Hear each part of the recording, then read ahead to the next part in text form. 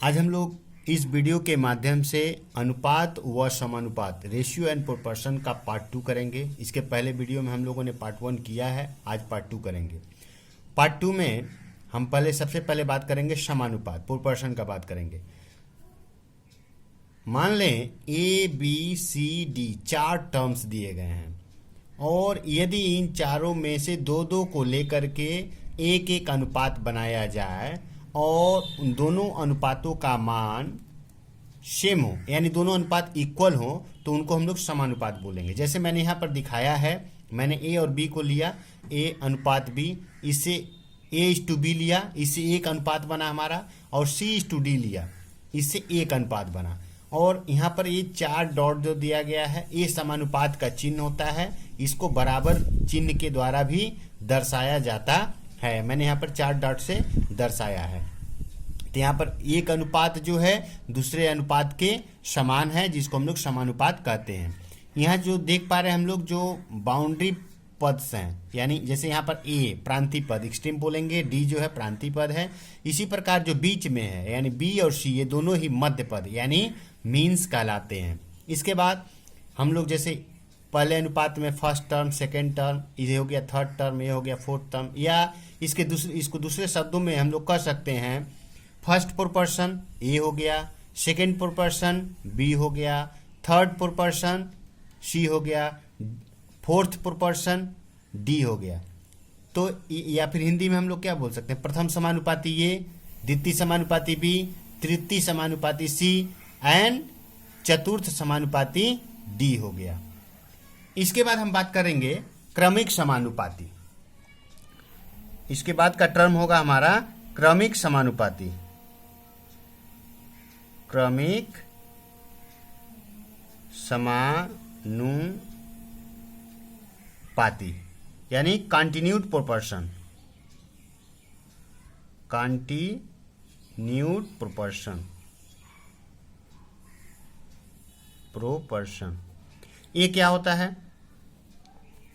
Continued proportion, मान लें यदि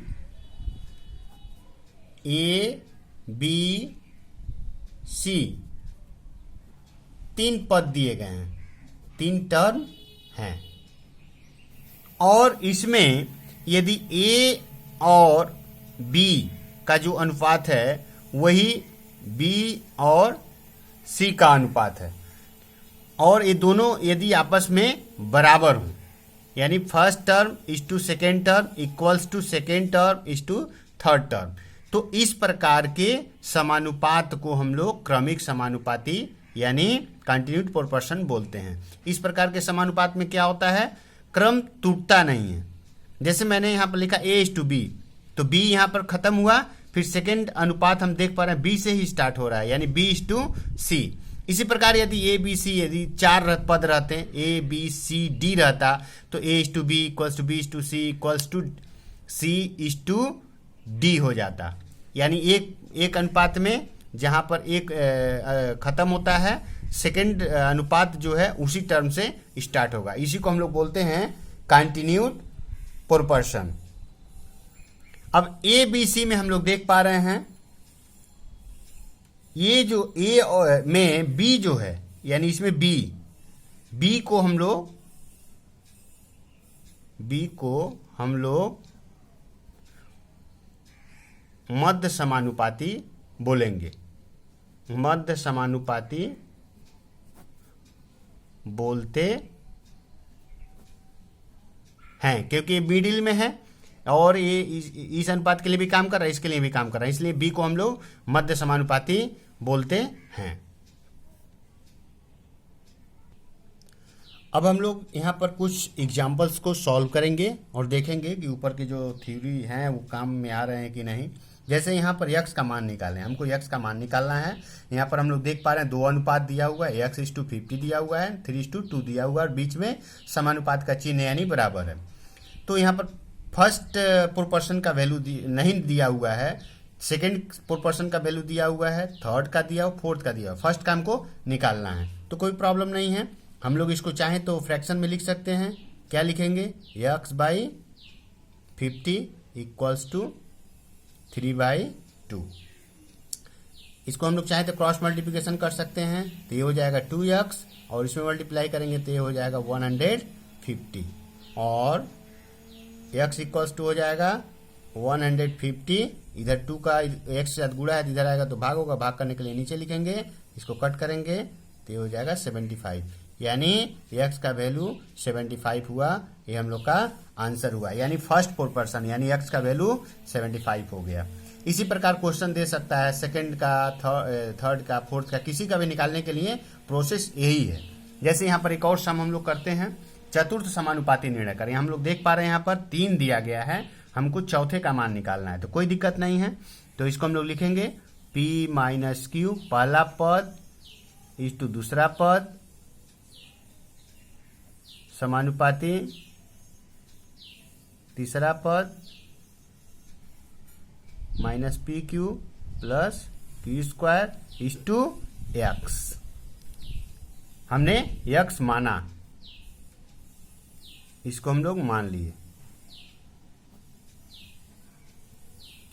या फिर इसको हम लोग यहां पर लिख कर सकते थे, माना चतुर्थ समानुपाती x है।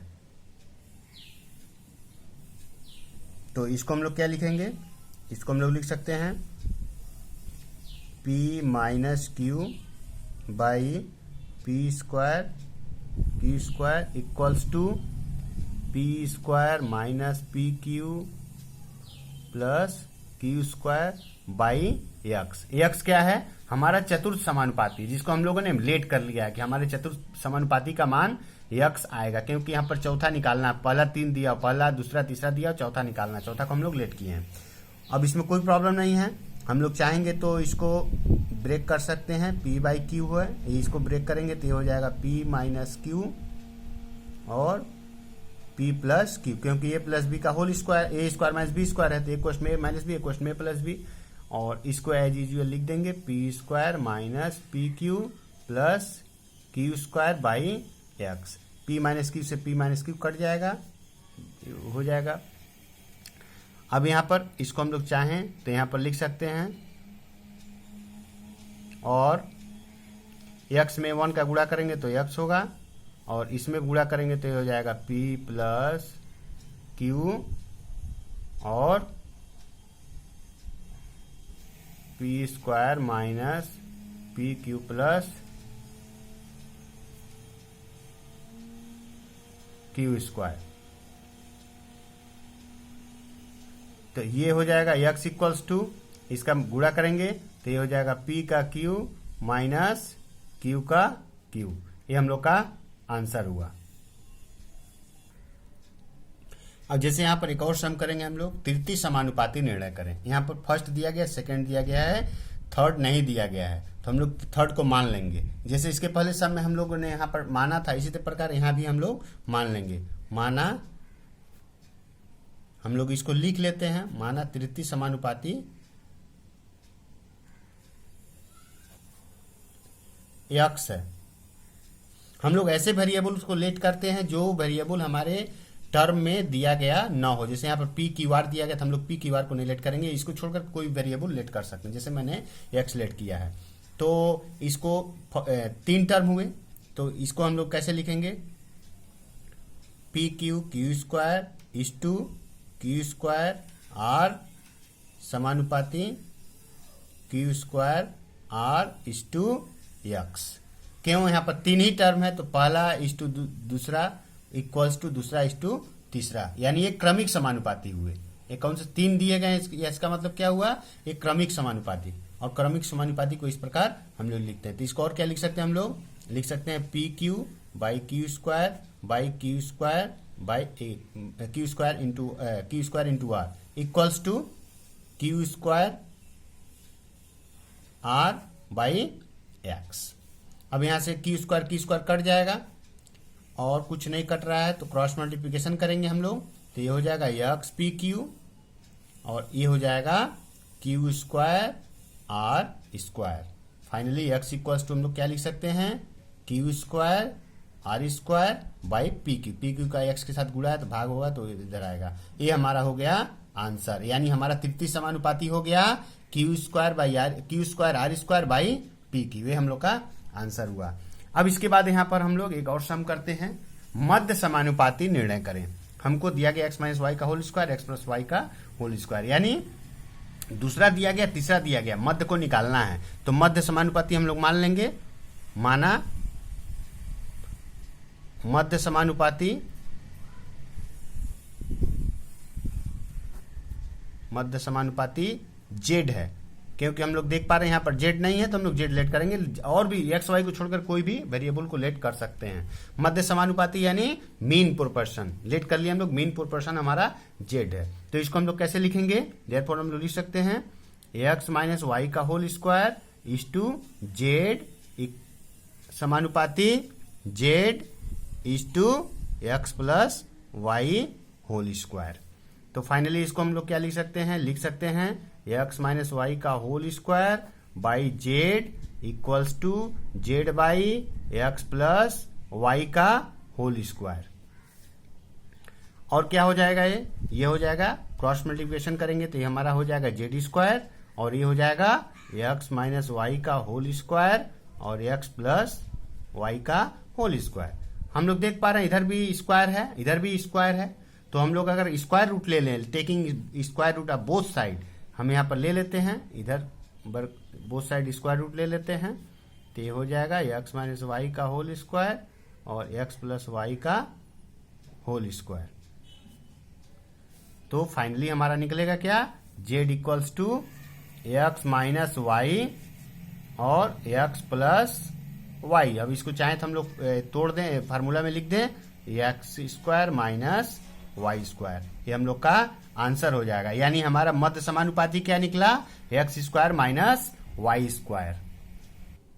अब यहाँ पर एक सम और हम लोग करेंगे, दिया गया है 23, 30, 57 एवं 78 में से क्या घटाने पर वियोगफल समानुपाती होंगे। यहाँ पर 4 पद हम लोग देख ही पा रहे हैं, चारों पद में से क्या घटाएंगे, जो घटाना इक्वली घटाना है कि जो वियोगफल हो वह समानुपाती हो। हम लोग मान लेंगे, माना x घटाना पड़ेगा, माना x घटाना पड़ेगा, तो कोई बात नहीं, अब x हम लोग घटा देंगे तो, और उसको अनुपात के रूप में हम लोग लिखेंगे 23 minus x is to 30 minus x समानुपाती 57 माइनस एक्स अनुपात 78 माइनस एक्स। सब में से एक्स हम लोग घटा दिए और उसको अनुपात के रूप में लिखे, और फिर एक अनुपात हुआ, एक अनुपात हुआ, बीच में समानुपात, यानी दोनों अनुपात का मान बराबर हो गया। बोला गया है समानुपाती होंगे इसलिए। अब इसको हम लोग चाहें तो भिन्न के रूप में लिखेंगे, ये हो जाएगा 23 minus x by 30 minus x equals to 57 minus x by 78 minus x. अब यदि हम लोग इसका मल्टीप्लिकेशन, क्रॉस मल्टीप्लिकेशन करें तो 23 में 78 का मल्टीप्लाई करेंगे तो 23 में 78 से मल्टीप्लाई करेंगे तो ये हो जाएगा 1794। अच्छा, उसके बाद इस x का मल्टीप्लाई इसमें होगा तो माइनस 78x, फिर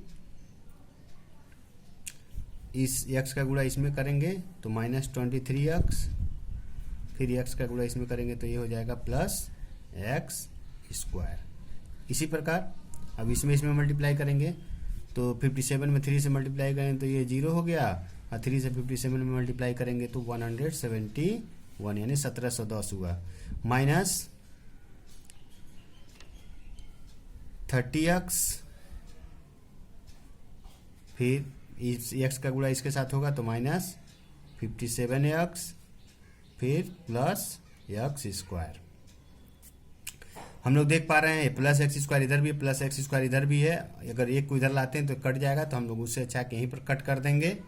इसके पास बाद हो जाएगा हमारा, हम लोग जितना एक्स वाला टर्म है उसको एक साथ लिखेंगे तो माइनस 78x माइनस 23x, इधर से आ जाएगा तो ये हो जाएगा प्लस 30x, ये हो जाएगा प्लस 57x इक्वल्स टू हो जाएगा 1710, इधर 1794 इधर है तो इधर लाएंगे तो माइनस हो जाएगा, तो 1794 होगा। अब इसको हम लोग चाहें तो लिख सकते हैं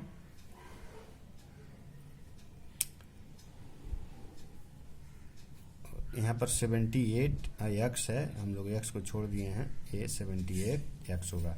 तो -78 और -23, तो ये हो जाता है -101 एक्स। उसके बाद ये प्लस में है तो ये +87 एक्स हो जाएगा, और इधर में माइनस करेंगे तो 1794 में से 1710 को घटाएंगे तो ये मिलेगा -84। अभी -101 में से 87 घटाएंगे तो ये मिलता है -14 इक्वल्स टू -84। ये कट गया तो x इक्वल्स टू फाइनली क्या निकला हमारा 84/14, 14 छक 84 हुआ, x इक्वल्स टू 6 हुआ। ये हमारा आंसर हुआ। यानी इस प्रत्येक पद में से हम यदि 6 करके घटा दें तो जो संख्या मिलेगी वह संख्या से जो अनुपात हम लोग बनाएंगे वे समानुपाती होंगे।